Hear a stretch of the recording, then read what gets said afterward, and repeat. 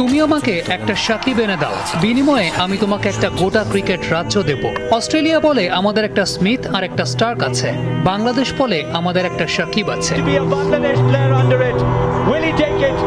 উন্নাসিক England আক্রমণ সাজায় ভাড়া করা স্টোকস আর আর্চার দিয়ে।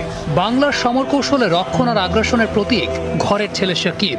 গোটা বাংলা থেকে যা বেরিয়েছে একটাই, ভুল। গোটা বিশ্ব থেকে সাকিব ওই একটাই বেরিয়েছে। সাকিব যে একের ভেতর অনেক, সাকিব যে ক্রিকেট রাজ্যের এক বিদ্রোহী রাজপুত্র।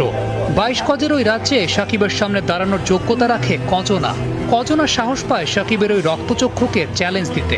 বনবাসে যাওয়ার আগে কে পেরেছে সাকিবের রাজ্যে হানা দিতে?